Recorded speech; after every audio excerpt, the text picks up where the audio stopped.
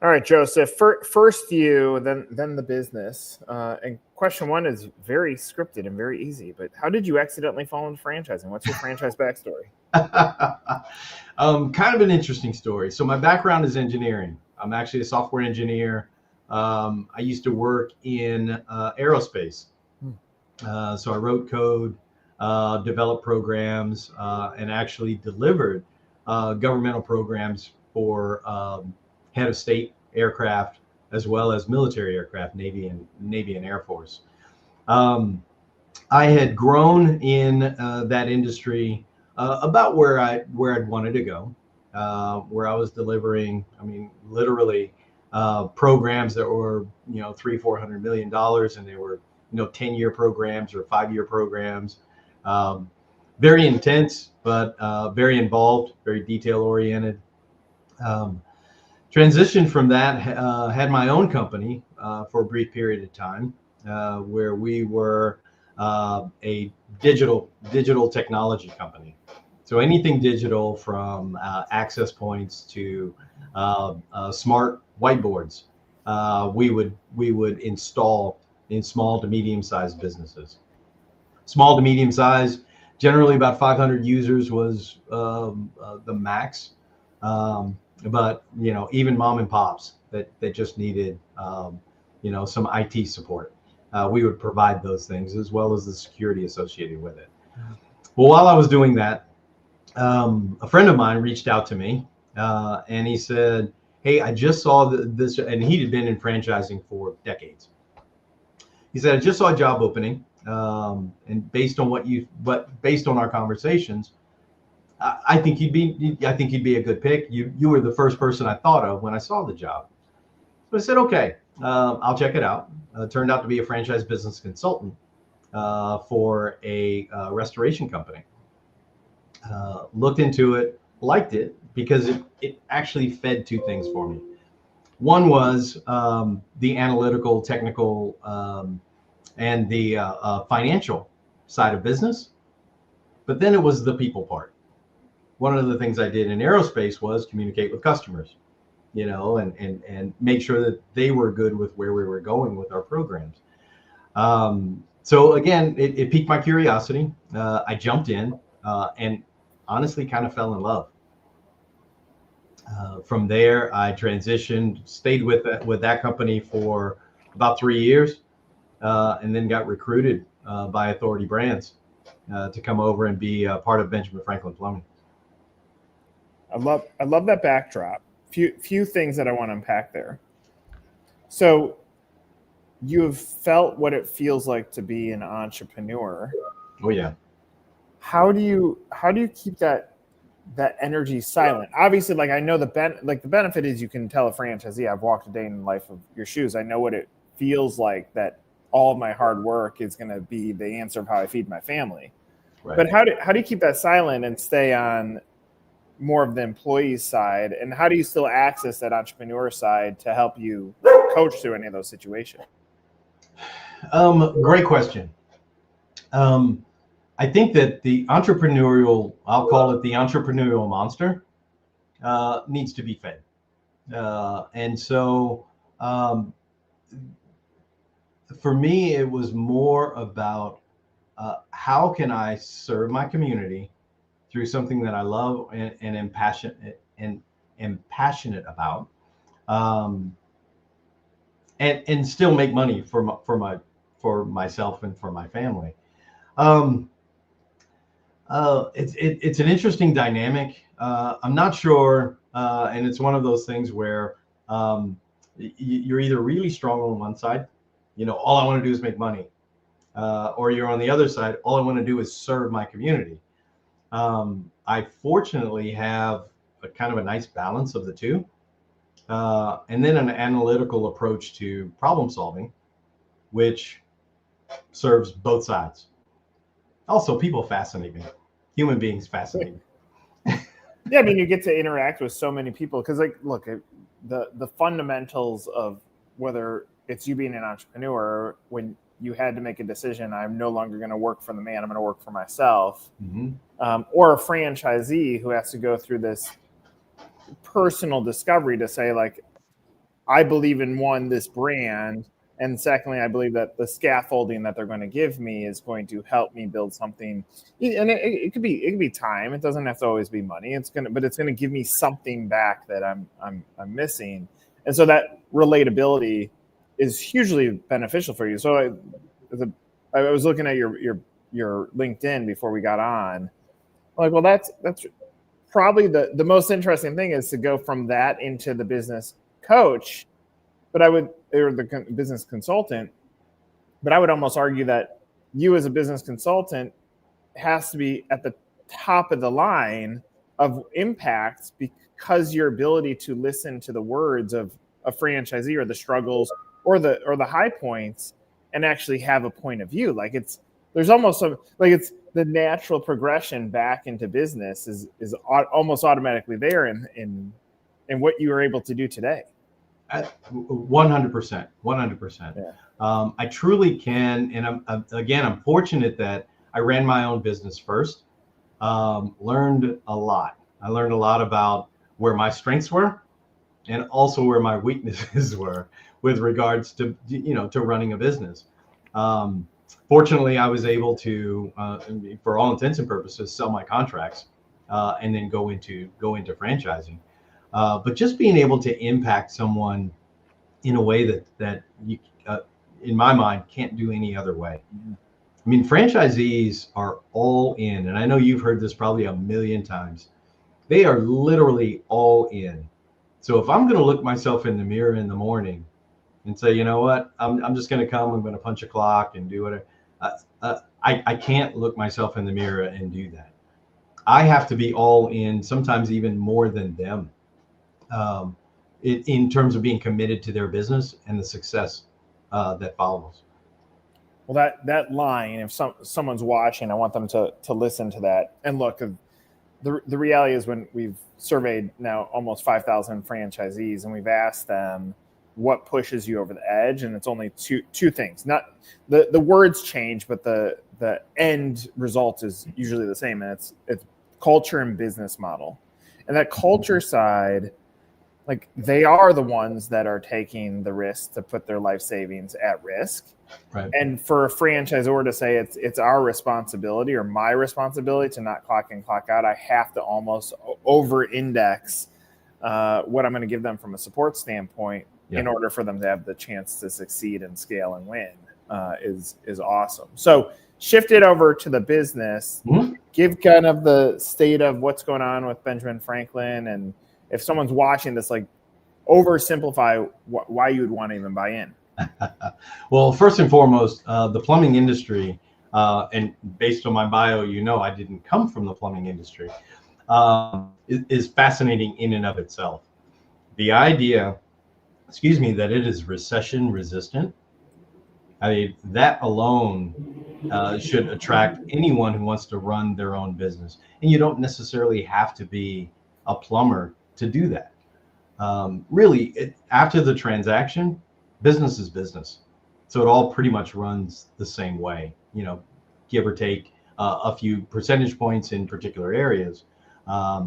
But Benjamin Franklin Plumbing, coming out of 2025, which we did very well, going into 2026, we're so excited. We have, under Trade Brands, updated our operating system, done that across the network. So now, for our franchise owners, they have a more efficient engine to run their businesses. And from the franchisor's perspective, we now have an enterprise tool that gives us clear insight into the performance of not just the individual locations, but by region, by product line.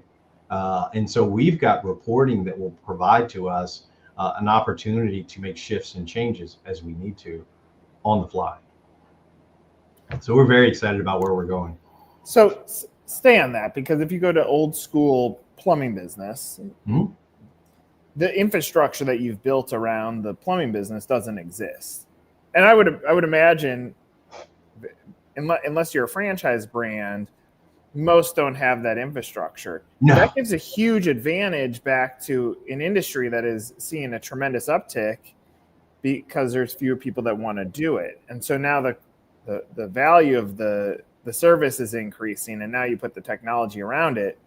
Do your franchisees, even if you look backwards at older franchisees, older as in they've been in the system longer, Right. Do they respect this transformation that you're going, and what's their feedback been? Amazingly enough, our older, our more senior franchisees truly embrace it because they see that the as you described, the old school infrastructure really doesn't allow them to scale and grow as quickly as the market is demanding. I mean, even smart fixtures in homes is something that 10 years ago plumbers didn't have to deal with. Well, now you have to keep up with technology. Things like leak detection and being able to look on your phone and know that your house in Aspen is currently having a leak, and you can get somebody to take care of it in a relatively quick way. I mean, those things didn't exist not so long ago. So they're very excited about where we're going from a technology standpoint and from a resource and information standpoint that allows them to book a call. Our leak detection will actually contact the owner and let them know that you've got a leak. And depending on how we have it configured, it will actually contact the local Benjamin Franklin and let him know as well. And the customer can book the call right then and there. I mean, you and I could probably spend a few hours talking about this topic, but like the connected home, like it, in my opinion, where the company category that's going to be most excited about this is going to be the insurance business. Yes. Because if the insurance business can understand all the data that you just spoke about, yes, to the homeowner, they want to know it, but it gives so much insight into how you address premiums and everything else. Like what you just laid down is in one category, but the connected home is going to dial in so much. 100%. And then I also and I don't want to over index on spending time on this topic, but what I've seen is the trades categories, I think, are going to continue to build up as some of the most elite categories that exist in business, because AI could certainly read the data and give some sort of analytics to say, okay, we see X, we've identified a leak. It's not going to change having an expert go out there on how we can fix. I'm so glad you touched on that. AI is part of our infrastructure at this point, and it will continue to grow and become more and more a part of how we do business. The best part about it, and we've laid out a strategy where we've looked at where AI can automate some of the business practices and the workflows. And in every model, the only thing that doesn't change is that technician with his hands on the equipment or hands on, in the sink or under the counter or wherever else. You can't automate that. I read an article, it's been some time now, but they talked about the next round of millionaires.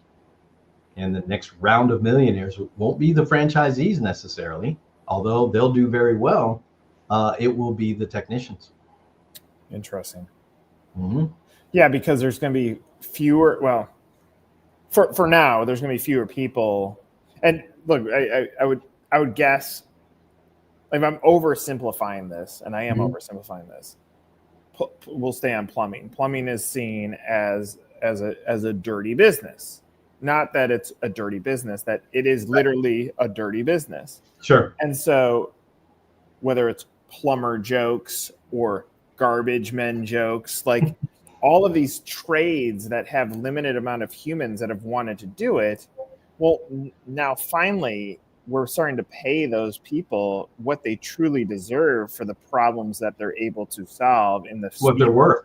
Oh, right. Sure. And so this transformation, it might not be tomorrow, but the CEO of tomorrow might be the technician who has a skill set that clearly puts them above so many other people, right?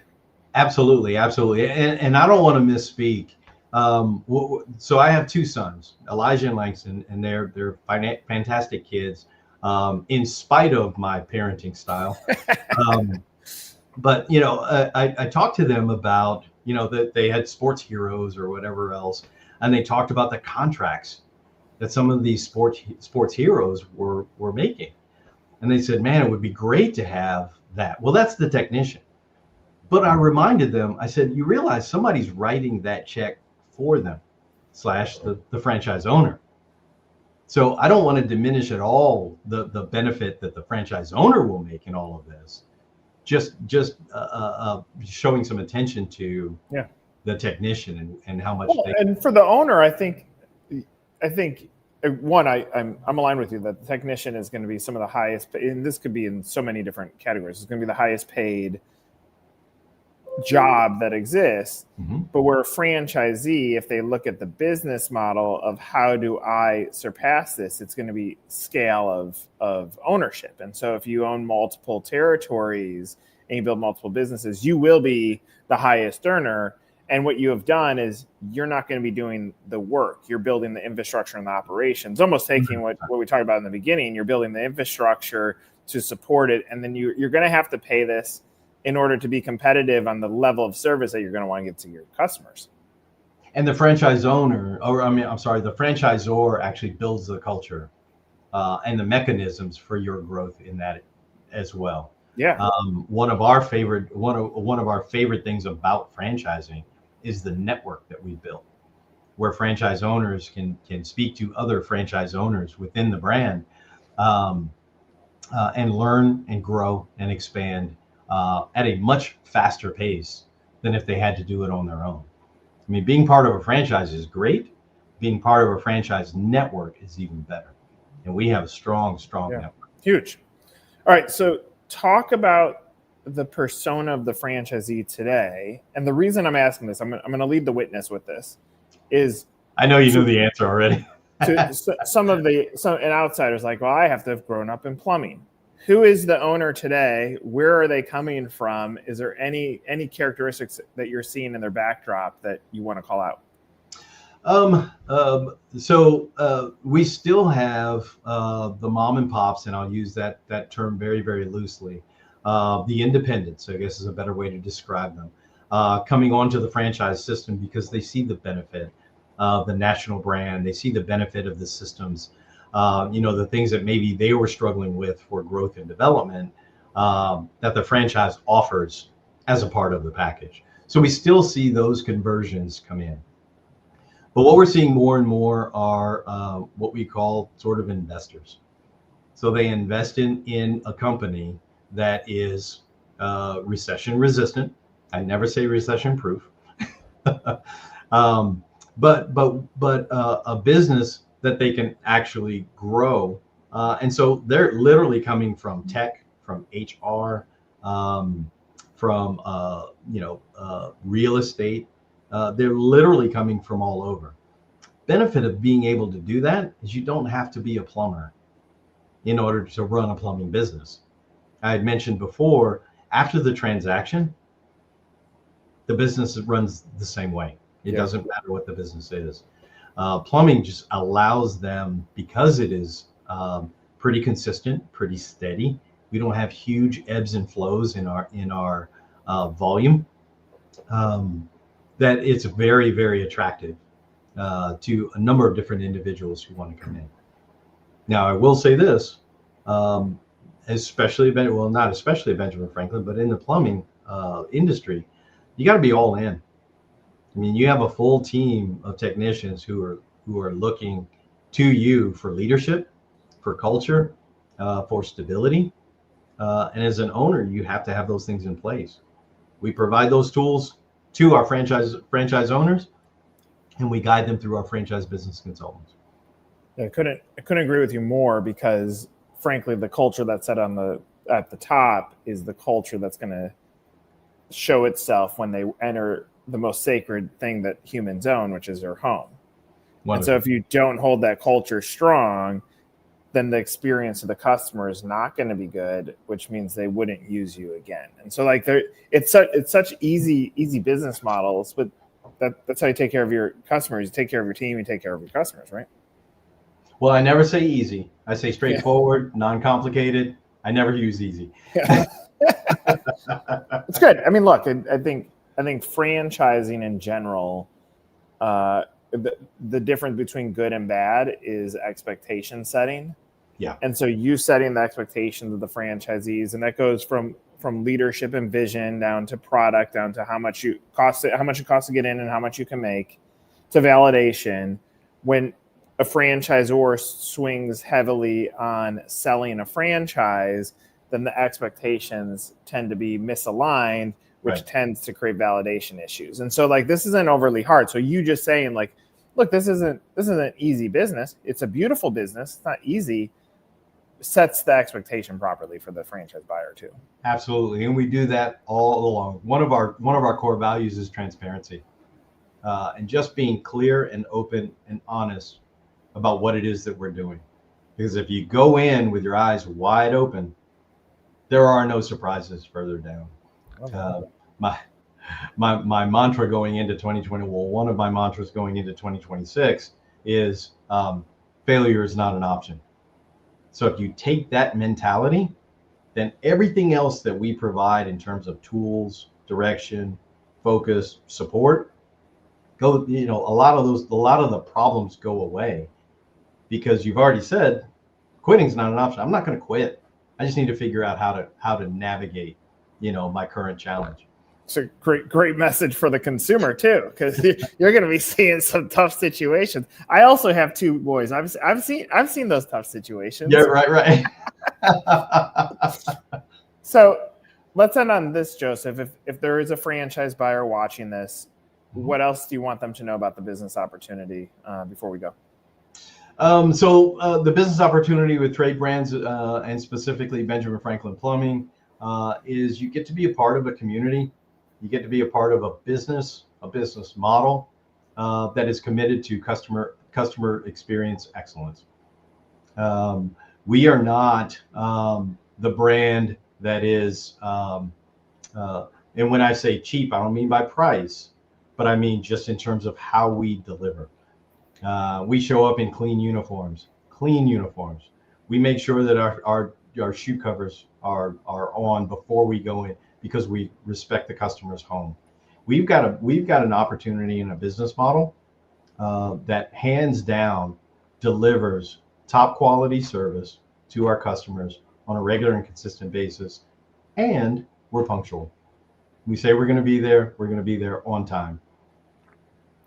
I think the professionalism that you guys bring, it ends up being a point of differentiation. I lucked out. This was not Benjamin Franklin that I used in Atlanta when we lived there for a short period. But a moment that stuck out, like we had to snake the toilet for the second time. And the first snake in the toilet, I want to say, was like $130. It was like crazy. Yeah. And so same technician came, and he said, "Let me show you what snake to buy on Amazon, so you don't have to pay this every single time, and call me when you have a bigger issue."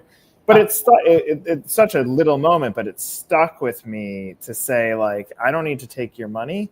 I want to build transparency. And clearly what you just talked about is, again, like the difference between a good franchisee and a great franchisee tends to be those that listen to what your advice is, listen to your mantra, listen to your experience in business, because you've chosen to be a leader for an organization, no longer an entrepreneur at current stage. And I think there's a tremendous value in all the words that you spoke on here. I'm grateful that you shared it with us. I think it paints a nice picture for someone that's looking for a culture match in a business. I don't think many children grow up and say, I want to be a plumber someday, unless their dad is a plumber. Right. But to say I want to have a tremendous career where I can make a difference and impact my community, that's what we just talked about. It wasn't even the tactics of what plumbing is. So I'm grateful for our conversation, Joseph. Thanks for sharing some of your story with us today. Nick, I appreciate the opportunity. This has been a blast, and I appreciate the opportunity to share our story. I love it. For Joseph, I'm Nick. This was another episode of Meet the Franchise. Take care.